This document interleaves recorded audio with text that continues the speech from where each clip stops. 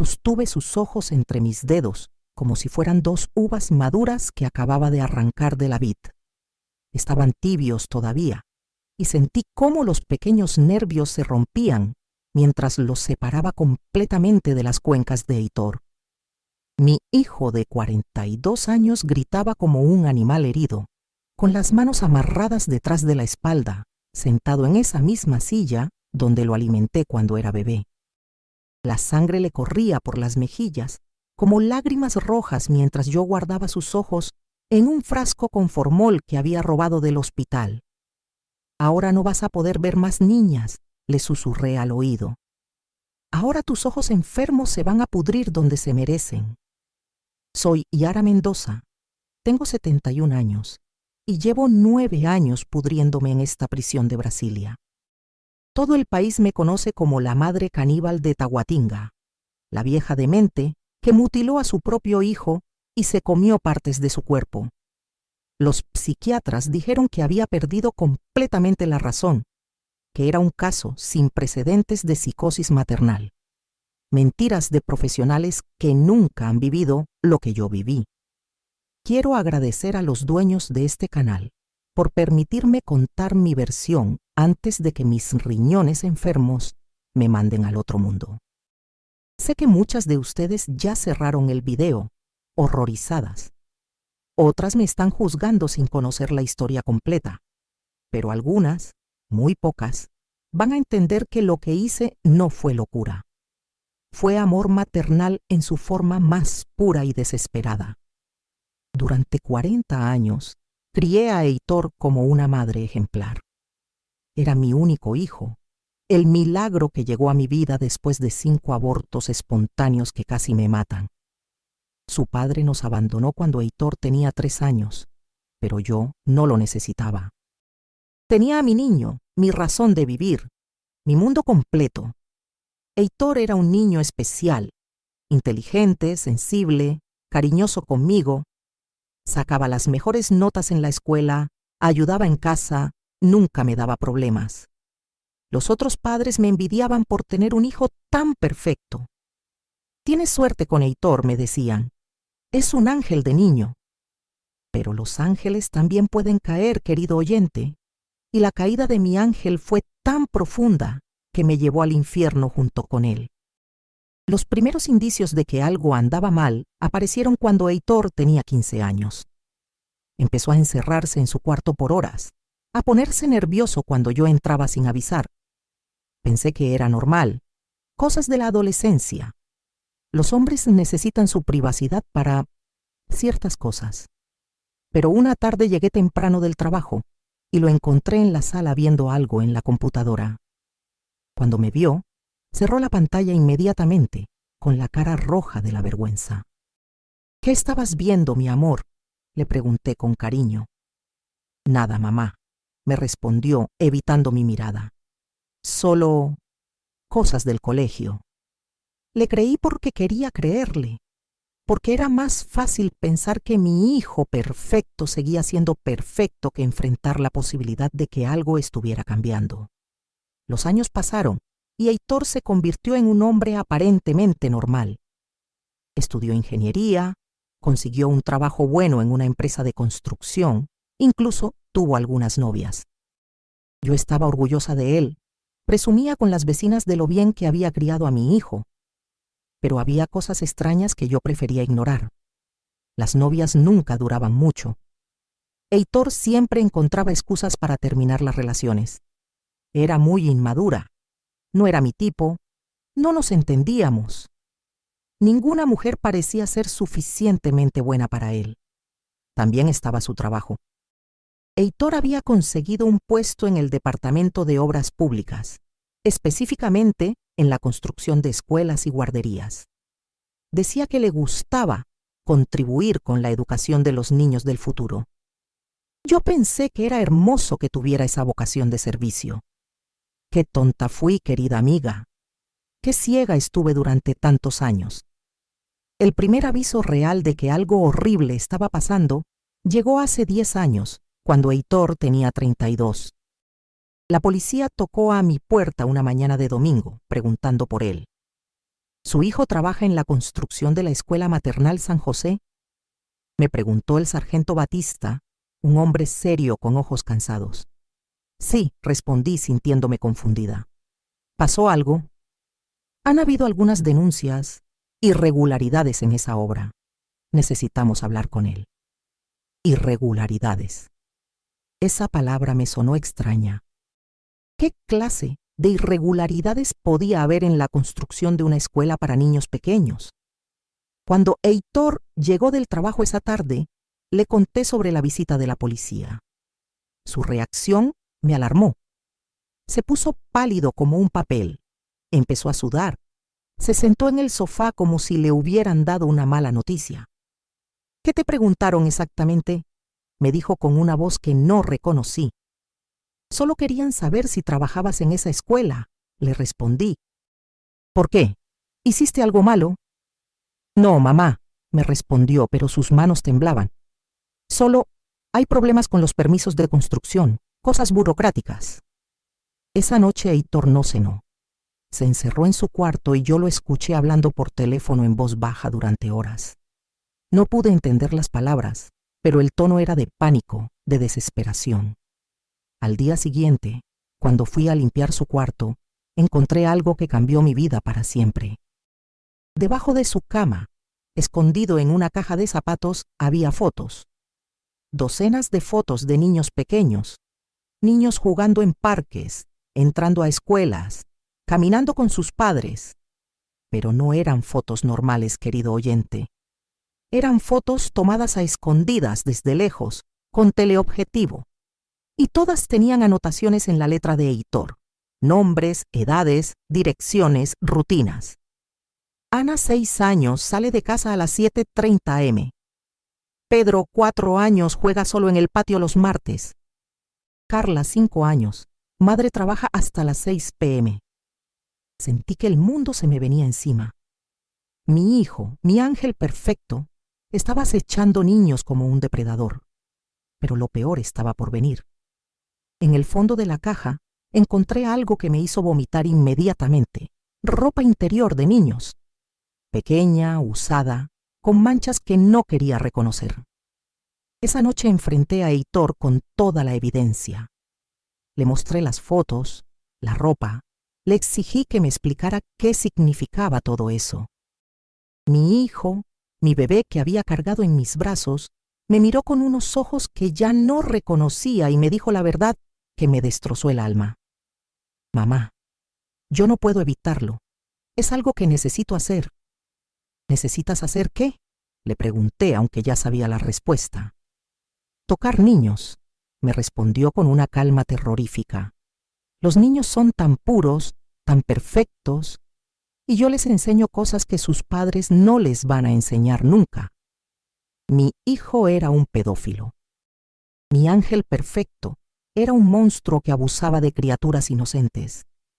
Y ahí fue cuando supe, querida amiga, que no había vuelta atrás. Que la única forma de detener a ese monstruo era destruirlo completamente. Esa confesión me partió en 2 pedazos que nunca se iban a pegar. Por un lado estaba la madre que había amado a Heitor durante 40 años. Por el otro estaba la mujer que acababa de descubrir que su hijo era la peor clase de depredador que existe. ¿Cuántos niños?, le pregunté con una voz que no reconocía como mía. Heitor se sentó en su cama, con la cabeza entre las manos. No sé, mamá. Muchos, durante años. ¿Los lastimaste? Yo nunca los lastimé, me respondió, como si eso fuera algún tipo de consuelo. Solo juego con ellos. Les enseño cosas. Ellos no entienden que está mal. Me dieron ganas de matarlo ahí mismo, pero necesitaba saber más. Necesitaba entender la magnitud del horror que había estado viviendo bajo mi propio techo. ¿Cómo los conseguías? Heitor levantó la cabeza y me miró con esos ojos que antes me parecían tan tiernos.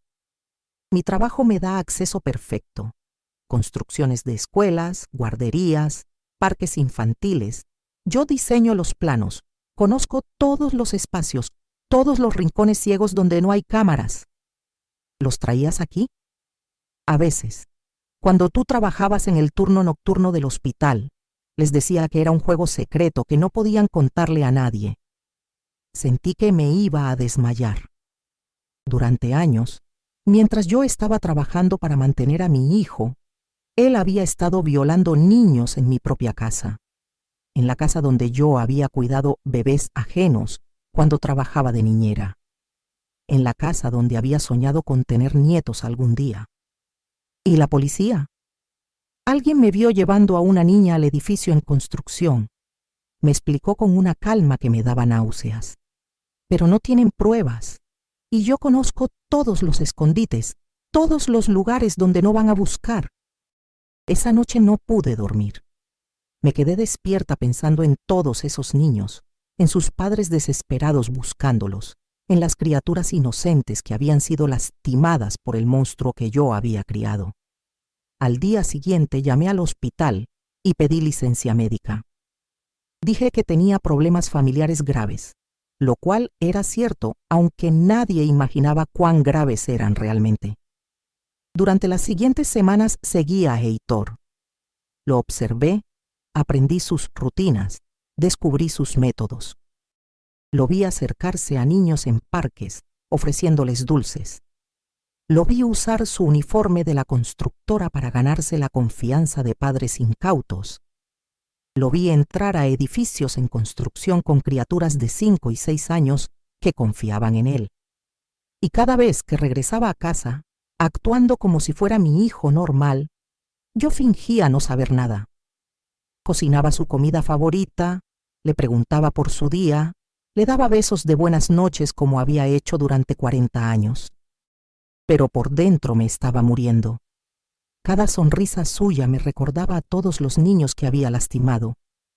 Cada vez que me decía «Te amo, mamá», yo pensaba en las criaturas que lloraban por sus padres mientras él los violaba. 3 semanas después de su confesión, Heitor cometió un error que selló su destino.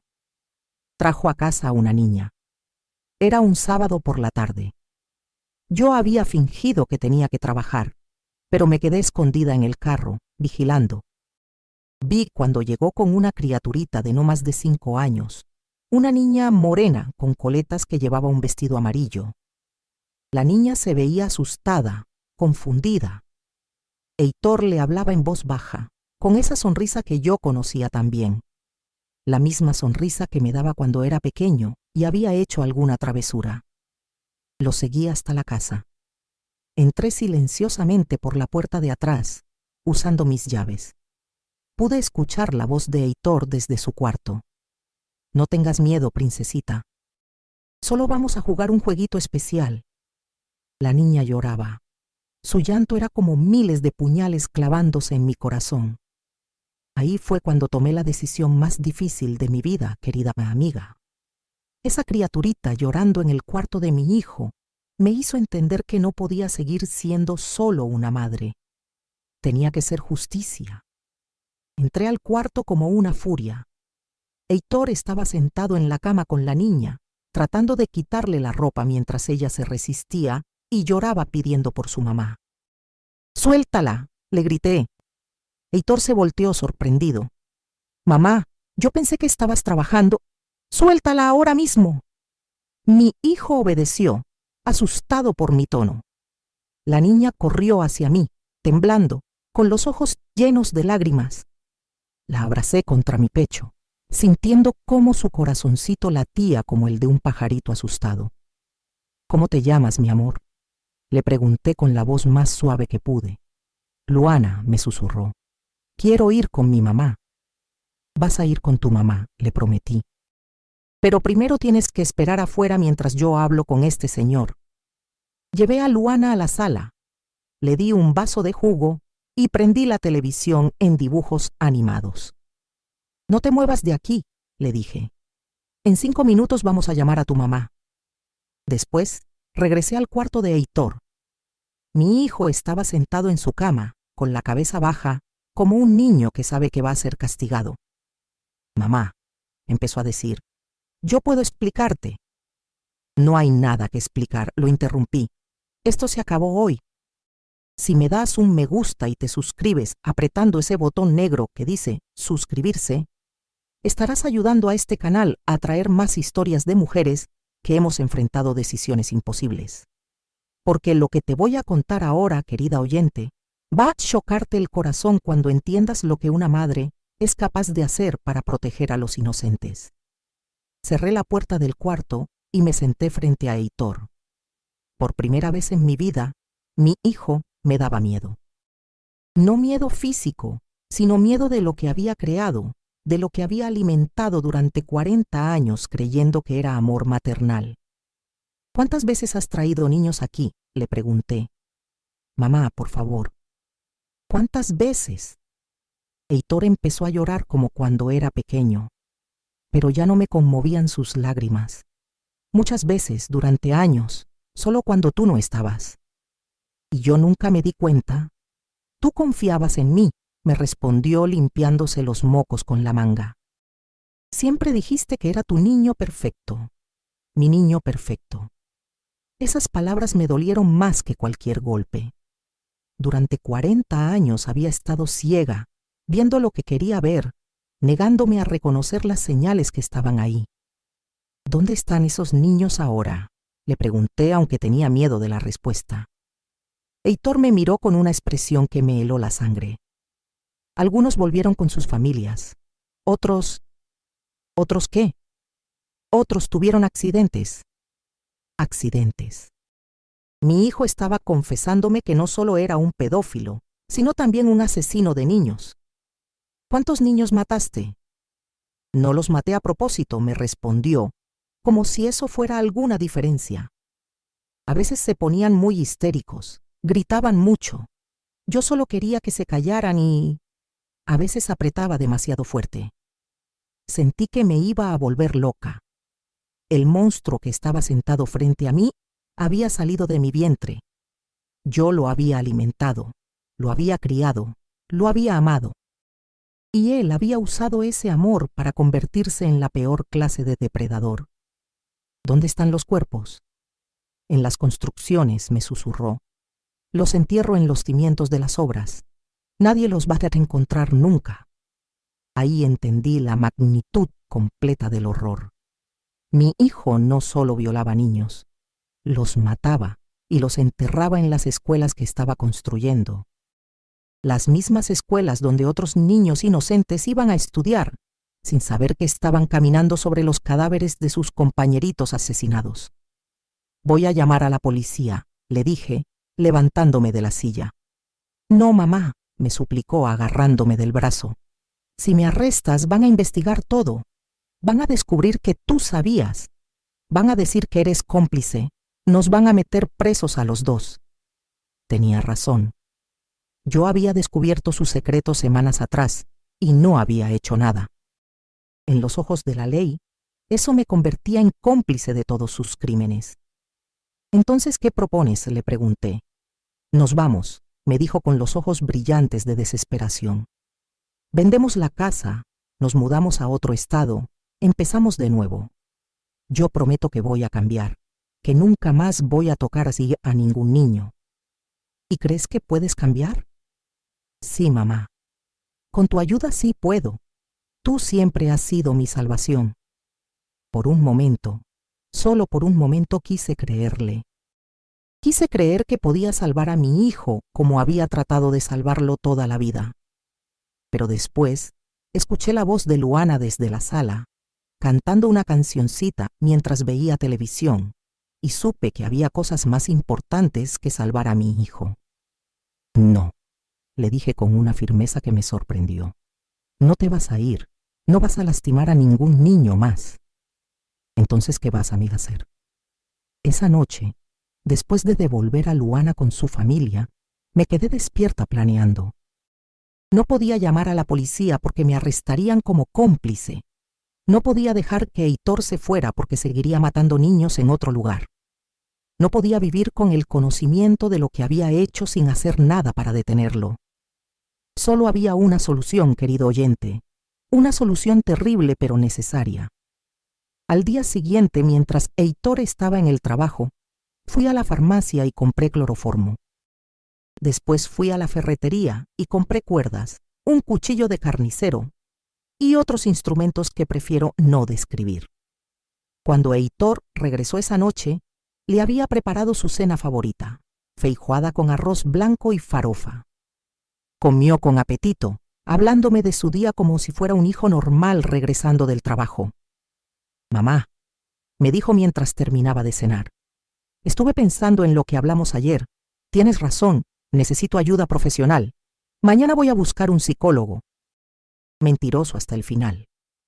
Incluso en ese momento, sabiendo que yo conocía toda la verdad, seguía tratando de manipularme con promesas falsas. «Qué bueno, mi amor», le respondí. «¿Quieres postre? Te hice tu flan favorito». Heitor sonrió como el niño que había sido alguna vez. «Sí, mamá, me encantaría».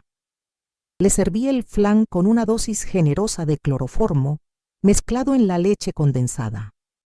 Se lo comió completo, hablándome de sus planes de cambio, de cómo iba a ser diferente, de cómo yo siempre había sido la mejor madre del mundo. 15 minutos después se desplomó sobre la mesa. Lo arrastré hasta su cuarto y lo amarré a la silla donde yo solía sentarlo cuando era niño para peinarle el cabello. Cuando despertó, ya tenía todos mis instrumentos preparados sobre su escritorio. «Mamá», me dijo con la voz pastosa por el cloroformo, «¿qué estás haciendo?». «Lo que debía hacer hace 20 años cuando empezaste a enfermar», le respondí tomando el cuchillo en mis manos. «No puedes hacerme esto», me suplicó. «Soy tu hijo, tú me amas». «Precisamente por eso», le respondí, «porque te amo tanto que prefiero verte muerto a verte convertido en lo que eres». Empecé por los ojos. Esos ojos que habían visto cosas que no debían ver, que habían mirado a niños inocentes con lujuria enferma. Los saqué lentamente, con cuidado, como si fuera una cirugía delicada. Heitor gritó hasta quedarse sin voz. Después siguió llorando sangre mientras yo guardaba sus ojos en el frasco con formol. «Ahora no vas a poder ver más niñas», le susurré.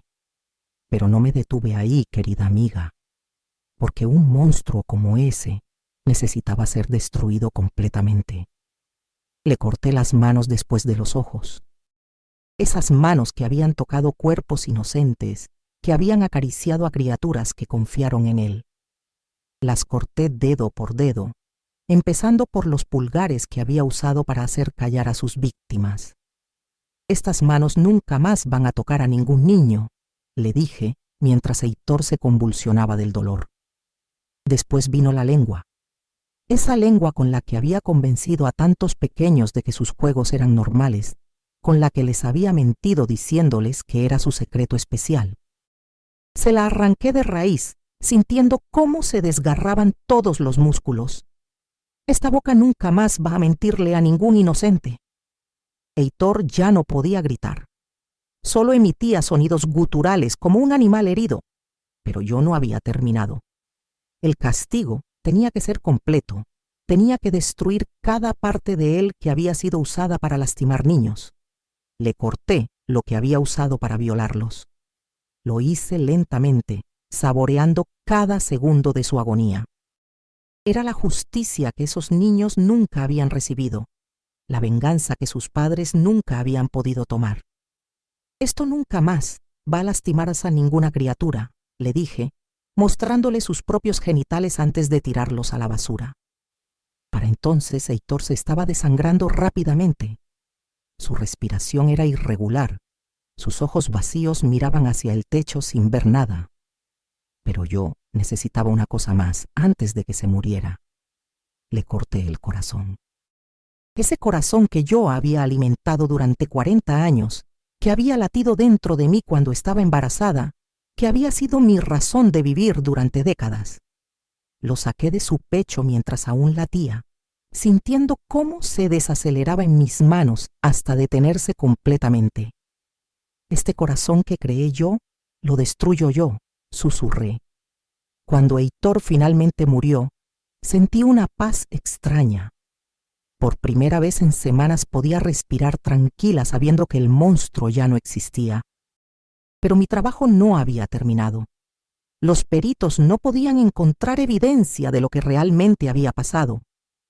No podían saber que Heitor era un asesino de niños porque eso comprometería las investigaciones de sus crímenes. Así que me comí partes de él. Sé que suena horrible, querida oyente, pero era la única manera de destruir completamente la evidencia. Cociné su corazón con cebolla y ajo, como le gustaba la carne cuando era niño. Me comí sus ojos fritos con huevos revueltos. Mastiqué su lengua cruda, sintiendo el sabor metálico de la sangre. Cada bocado era una comunión perversa con el monstruo que había creado. Cada vez que tragaba un pedazo de Heitor, sentía que estaba digiriendo 40 años de amor materno equivocado. El resto del cuerpo lo corté en pedazos pequeños y lo fui tirando por diferentes partes de la ciudad durante varias noches. Un brazo en un basurero de Ceilandia, las piernas en el lago Paranoá, el torso en un terreno baldío de Tahuatinga. Después limpié todo con lejía, quemé las sábanas, cambié los muebles del cuarto. Cuando terminé, no quedaba ni rastro de lo que había pasado. Durante 3 días actué normal. Fui al trabajo, hablé con las vecinas. Fingí preocupación porque Heitor no había llegado a casa. El 4.º día llamé a la policía para reportar su desaparición. Mi hijo no ha venido a casa desde hace 3 días, les dije, llorando lágrimas falsas. Nunca desaparece así sin avisar. La investigación duró meses. La policía buscó por toda Brasilia, interrogaron a sus compañeros de trabajo, revisaron cámaras de seguridad, pero no encontraron nada porque ya no había nada que encontrar. Hasta que un día, 6 meses después de la desaparición de Heitor, encontraron uno de sus brazos en el basurero. Tenía un tatuaje distintivo que lo identificó inmediatamente. Después encontraron más partes. Una pierna con una cicatriz que tenía desde niño. Un dedo con un anillo que le había regalado por su cumpleaños. Pedazo por pedazo, fueron reconstruyendo el rompecabezas de mi hijo muerto. Pero lo que realmente sorprendió a los peritos fue el estado de los restos. Las marcas de cortes eran demasiado precisas, demasiado deliberadas para ser obra de un criminal común. Y había evidencia de que algunas partes habían sido consumidas. Nunca habíamos visto algo así, declaró el perito principal en el juicio. La precisión de las mutilaciones sugiere conocimiento médico avanzado, y el consumo parcial del cadáver indica un nivel de perturbación mental que no tiene precedentes. Cuando finalmente me arrestaron, ya había pasado 1 año desde la muerte de Heitor. 1 año en el que había vivido en paz, sabiendo que había salvado la vida de todos los niños que él habría matado en el futuro. Mi confesión fue simple y directa. Yo maté a mi hijo porque era un monstruo que violaba y asesinaba niños, y me comí partes de él para destruir la evidencia. Los psiquiatras dijeron que era la declaración de una mujer completamente loca. Los medios me llamaron la madre caníbal, como si fuera alguna clase de demonio sediento de sangre. Nadie quiso investigar los crímenes de Heitor porque era más fácil creer que yo era una loca asesina que enfrentar la verdad de que había criado a un pedófilo. Durante el juicio traté de explicar todo. Las fotos que encontré, la ropa de niños, su confesión, la niña que trajo a casa, pero nadie me creía. Decían que había inventado todo para justificar mi psicosis maternal. No hay evidencia de que Heitor Mendoza haya cometido ningún crimen, declaró el fiscal. Solo tenemos la palabra de una mujer que claramente ha perdido la razón. Me condenaron a cadena perpetua por homicidio agravado, mutilación de cadáver y canibalismo. El juez dijo que era un caso sin precedentes de maldad maternal y que merecía pudrirme en la cárcel. Pero yo sé la verdad, querido oyente. Y aunque el mundo me vea como un monstruo, yo duermo tranquila cada noche sabiendo que no hay un niño más que vaya a ser lastimado por el depredador que crié. ¿Me arrepiento de haber matado a mi hijo? Jamás. Me arrepiento de no haberlo hecho antes, cuando las señales estaban ahí, pero yo preferí ignorarlas. ¿Me arrepiento de haberme comido partes de él? Tampoco. Era la única manera de asegurarme de que no quedara ni rastro del monstruo. Mi único arrepentimiento real es haber sido una madre tan ciega durante tantos años. Haber alimentado y protegido a un depredador creyendo que era amor maternal. Pero al final hice lo correcto, querida Stiga. Destruí completamente al monstruo que había creado. Y si eso me convierte en monstruo, a mí también, que así sea. Porque hay cosas peores que ser llamada loca, como permitir que tu hijo siga matando niños inocentes por cobardía maternal. Los peritos no pudieron creer lo que hice, porque nunca habían visto a una madre destruir tan completamente a su propio hijo. Pero ellos nunca tuvieron que vivir con el conocimiento de que criaron a un asesino de niños. Ellos nunca tuvieron que elegir entre el amor maternal y la justicia para los inocentes. Yo elegí la justicia, y lo volvería a elegir 1000 veces. Gracias por escucharme hasta el final, querida oyente. Si este relato te conmovió, dame un me gusta y suscríbete. Así ayudas a que este canal siga dando voz a mujeres que hemos tomado las decisiones más difíciles. Déjame en los comentarios si has enfrentado dilemas similares, si has tenido que elegir entre el amor y la justicia. Perdóname si este video fue muy crudo, pero hay verdades que no se pueden endulzar. Perdóname si a veces me confundo. Son hechos reales, pero hay detalles que no puedo revelar por mi situación legal. Perdóname, pero necesitaba que alguien supiera que no todos los monstruos nacen siendo monstruos. Algunos los creamos nosotras sin darnos cuenta. Gracias por acompañarme en esta confesión. Y recuerda, el amor verdadero a veces requiere decisiones que el mundo nunca va a entender.